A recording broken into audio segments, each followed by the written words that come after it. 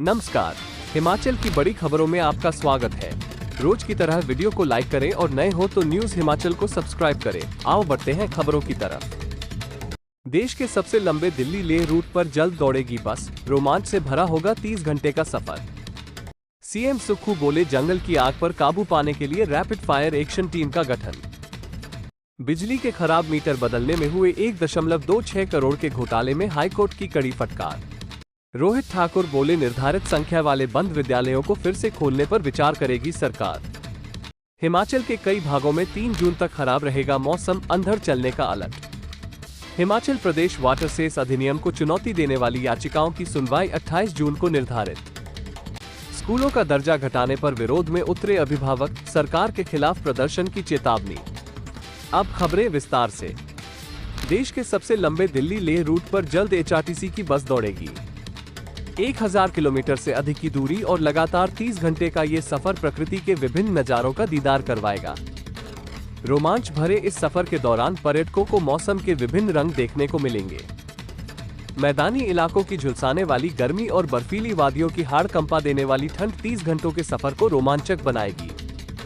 आधुनिक शैली में बनी 4 लेन सड़क और आधुनिक टनलों के साथ उबड़-खाबड़ सड़क में हिचकोले भी लेंगे। एचआरटीसी प्रबंधन की माने तो जून के प्रथम सप्ताह में दिल्ली से लेह रूट पर चलने वाली बस सेवा शुरू कर दी जाएगी। हालांकि ये सेवा मौसम की स्थिति पर निर्भर रहेगी। इस सफर के दौरान बर्फ से लगभग 15,000 फीट से अधिक ऊंचे दर्रों से होकर यह बस लेह तक पहुंचेगी। मुख्यमंत्री सुखविंदर सिंह सुक्खू ने कहा कि वन विभाग ने जंगल की आग पर काबू पाने के लिए रैपिड फायर एक्शन टीम का गठन किया है। आग लगने की स्थिति में ये टीम वन विभाग को व्हाट्सएप के माध्यम से सूचना देगी। स्थानीय लोगों को जंगल की आग के दुष्प्रभाव और किसी भी आग की घटना की स्थिति में उनकी भूमिका के बारे में जागरूक किया जा रहा है। वन विभाग ने फायर मैपिंग सिस्टम तैयार किया है।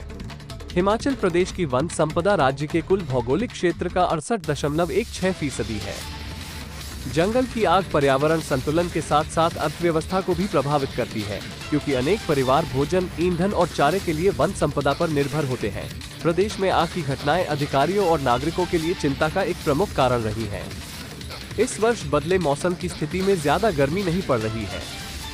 फिर भी महत्वपूर्ण वन अग्नि प्रबंधन तत्वों जैसे रणनीतिक अग्निशमन केंद्रों, विभिन्न विभागों के बीच समन्वय, वित्त पोषण, मानव संसाधन विकास, अग्नि अनुसंधान, अग्नि प्रबंधन और विस्तार कार्यक्रमों पर विशेष जोर दिया जा रहा है। मुख्यमंत्री ने कहा कि वन अग्नि को नियंत्रित करने के लिए संवेदनशील वन क्षेत्रों को विभाजित करना बहुत अनिवार्य है।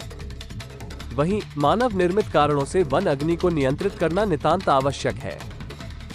हिमाचल प्रदेश हाईकोर्ट ने बिजली के खराब मीटर बदलने में हुए करोड़ों रुपए के कथित घोटाले में ऊर्जा विभाग के अतिरिक्त मुख्य सचिव को कड़ी फटकार लगाई है।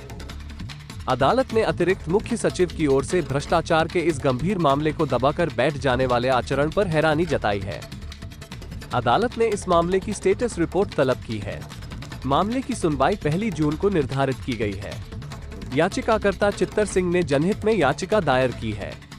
आरोप लगाया है कि बिजली बोर्ड ने ठेकेदार को मुनाफा देने के लिए निर्धारित कीमत से 2,000 रुपए अधिक लागत तय की। याचिका के माध्यम से अदालत को बताया गया कि सोलन जिले में कुल 5,746 खराब मीटर बदलने के लिए 12 मार्च 2018 को कुशाल इलेक्ट्रिकल्स को ठेका दिया गया। प्रति मीटर बदलने के लिए 2,171 रुपए तय किए गए। इस तरह से 1.26 करोड़ रुपए की राशि ठेकेदार को अदा की गई। याचिकाकर्ता ने अदालत को बताया कि 11 अप्रैल 2018 को इसी तरह का ठेका किन्नौर जिले दे दिया गया। वहां पर 1 मीटर बदलने के लिए सिर्फ 211 रुपए की राशि तय की गई। किन्नौर में कुल 19,357 मीटर बदलने पर सिर्फ 41 लाख रुपए खर्च हुए। आरोप लगाया कि बोर्ड ने ठेकेदार को फायदा पहुंचाने के लिए मीटर बदलने पर अधिक कीमत तय की। अदालत को बताया गया कि इस बात की जानकारी याचिकाकर्ता ने सूचना के अधिकार अधिनियम के माध्यम से प्राप्त की। अदालत से गुहार लगाई कि इस मामले में जांच किए जाने के आदेश पारित किए जाएं और बोर्ड के खिलाफ उचित कार्रवाई की जाए। शिक्षा मंत्री रोहित ठाकुर ने कहा कि राज्य सरकार डिनोटिफाइड किए गए विद्यार्थियों की निर्धारित संख्या वाले स्कूलों की समीक्षा करेगी और पुनः खोलने पर विचार करेगी। उन्होंने कहा कि शिक्षा विभाग ने माध्यमिक विद्यालय के लिए 15, उच्च विद्यालय के लिए 20 तथा वरिष्ठ माध्यमिक विद्यालयों के लिए 25 विद्यार्थियों की संख्या का विशिष्ट मानदंड निर्धारित किया है। उन्होंने कहा कि शीतकालीन अवकाश वाले विद्यालयों के लिए विद्यार्थियों के नामांकन की अंतिम तिथि 31 मार्च 2023 तथा ग्रीष्मकालीन अवकाश वाले विद्यालयों के लिए 15 अप्रैल 2023 निर्धारित की गई थी। उन्होंने कहा कि प्रदेश सरकार ने उक्त मानदंडों के आधार पर स्कूलों को डिनोटिफाइड करने का निर्णय लिया है, लेकिन राज्य सरकार के ध्यान में यह आया है कि कुछ स्कूलों में अब विद्यार्थियों की निर्धारित संख्या पूरी हो गई है, इसलिए समीक्षा करने का निर्णय लिया गया है ताकि ऐसे स्कूलों को फिर से खोलने के लिए उचित निर्णय लिया जा सके। हिमाचल प्रदेश में मंगलवार को येलो अलर्ट का असर कम रहा। प्रदेश के कुछ क्षेत्रों में बूंदाबांदी ही हुई। अधिकांश क्षेत्रों में मौसम साफ बना रहा। मौसम विज्ञान केंद्र शिमला ने 3 जून तक प्रदेश में बारिश और अंधड़ का दौर जारी रहने की संभावना जताई है। उधर चंबा जिले में हिमस्खलन की सूचना है। जानकारी के अनुसार बैरागढ़ साचपास किलाड़ मार्ग पर कालाबन के समीप हिमस्खलन से आवाजाही कर रहे यात्री बाल बचे। राजधानी शिमला में मंगलवार दोपहर तक मौसम साफ रहा। करीब 2:30 बजे शहर में बूंदाबांदी हुई। 3 बजे के बाद फिर मौसम खुल गया। सोलन, कांगड़ा, केलांग, बिलासपुर, ऊना, डलहौजी, नारकंडा और धौलाकुआं में बूंदाबांदी हुई। मंगलवार को भी अधिकतम तापमान में सामान्य से 6 डिग्री की कमी दर्ज हुई। उधर सोमवार देर रात तक प्रदेश के अधिकांश क्षेत्रों में बादल झमाझम बरसे। हिमाचल प्रदेश वाटर सेस अधिनियम को चुनौती देने वाली याचिकाओं की सुनवाई 28 जून को निर्धारित की गई है। हाईकोर्ट के समक्ष भारत सरकार के उपक्रमों और निजी विद्युत कंपनियों ने याचिकाएं दायर की हैं।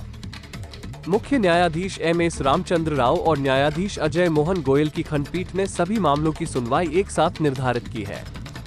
NTPC, BBMB, NHPC और SJVNL ने दलील दी है कि केंद्र और राज्य सरकार के साथ अनुबंध के आधार पर कंपनियां राज्य को 12 से 15% बिजली मुफ्त देती हैं। इस स्थिति में हिमाचल प्रदेश वाटर सेस अधिनियम के तहत कंपनियों से सेस वसूलने का प्रावधान संविधान के अनुरूप नहीं है। अदालत को बताया गया कि 25 अप्रैल 2023 को भारत सरकार ने पाया कि कुछ राज्य भारत सरकार के उपक्रमों पर सेस वसूल रहे हैं। भारत सरकार ने राज्य के सभी मुख्य सचिवों को हिदायत दी थी कि भारत सरकार के उपक्रमों से वाटर सेस न वसूला जाए। स्कूलों का दर्जा घटाने के मामले में विरोध के स्वर जोर पकड़ रहे हैं। सरकार के इस फैसले के खिलाफ संबंधित स्कूलों की प्रबंध समितियां, अभिभावक और पंचायत प्रतिनिधि मुखर होने लगे हैं। इसी कड़ी में अब सोमवार को सोलन जिले के वरिष्ठ माध्यमिक स्कूल जगजीत नगर और चंबा जिले में वरिष्ठ माध्यमिक पाठशाला रान को लेकर अभिभावकों और जनप्रतिनिधियों ने विरोध जताते हुए प्रदर्शन की चेतावनी दी है। डिनोटिफाई किए सोलन की दून विधानसभा क्षेत्र के राजकीय वरिष्ठ माध्यमिक स्कूल जगजीत नगर में मौजूदा समय में जमा 1 और 2 में 36 छात्र छात्राएं शिक्षा ग्रहण कर रहे हैं। स्कूल प्रबंधन समिति ने स्कूल को डिनोटिफाई करने का विरोध जताया है। चलते चलते में नजर डालते हैं कुछ खबरों की तरफ।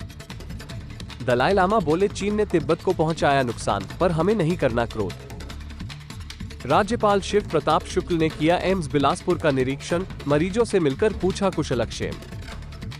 आर्मी स्कूल नाहन में आयोजित किया करियर गाइडेंस शिविर। हिमाचल तकनीकी विश्वविद्यालय PG की प्रवेश परीक्षा का परिणाम घोषित।